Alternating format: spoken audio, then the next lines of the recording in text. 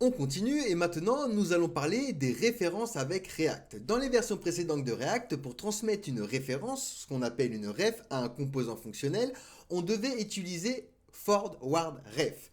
Avec React 19, c'est fini, on va pouvoir simplifier tout ça et définir une ref comme props dans nos composants fonctionnels. Ça rend le code beaucoup plus lisible et beaucoup plus simple à gérer par la suite. Donc admettons ici, je vais avoir un composant que j'appelais componentRef que j'ai importé ici dans mon app.jsx. Première chose, je vais déclarer une référence dans le composant parent, donc dans mon app.jsx. Donc pour ça, je vais venir import use ref from React, puis je vais créer une ref qui va être null pour le moment. Donc je vais faire un const input ref est égal à use ref et on va le faire démarrer du coup à null. Une fois que j'ai ceci, au niveau de mon composant, ce que je vais pouvoir faire, c'est lui placer des props. Je vais pouvoir lui dire par exemple au niveau de ref, tu vas avoir donc input ref directement dans ma props. Et admettons, je vais lui placer également un placeholder. Et donc ici, ce serait indiquer votre nom. Donc maintenant, au niveau de mon composant, je vais commencer par récupérer mes props. On récupère placeholder et ref.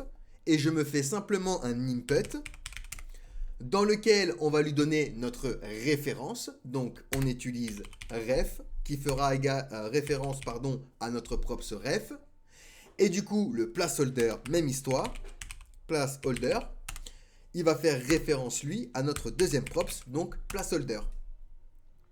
Ce qui fait que maintenant, ici, j'ai bien indiqué votre nom, vu que c'est la props que je lui ai passée. Et il a également comme props, du coup, ma référence. Ce que je peux faire maintenant, c'est un const, par exemple, focus input est égal à une fonction. Et donc, lui va me dire if, si jamais inputRef.current est true, alors dans ce cas-là, ce qu'on va faire, c'est qu'on va faire inputRef, .current,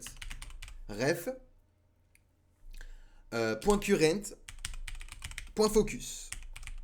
Alors, .focus. Hop. On focus l'input lorsque le bouton va être cliqué, tout simplement. Donc ici, je vais créer un bouton. On va dire focus. On lui donne notre fonction que l'on vient de créer au clic. Donc on click. Donc on lui passe notre fonction.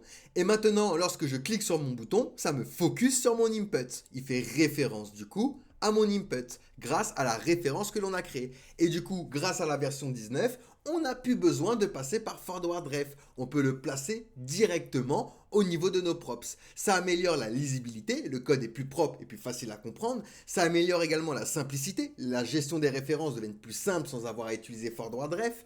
Et en plus, l'évolutivité. À l'avenir, React prévoit de déprécier et de retirer forward ref, rendant l'utilisation de ref comme props standard. Donc vaut mieux directement ici s'adapter à cette nouvelle méthode. Donc voilà pour les références. Allez, posez-moi des questions si vous en avez, sinon on passe à la suite.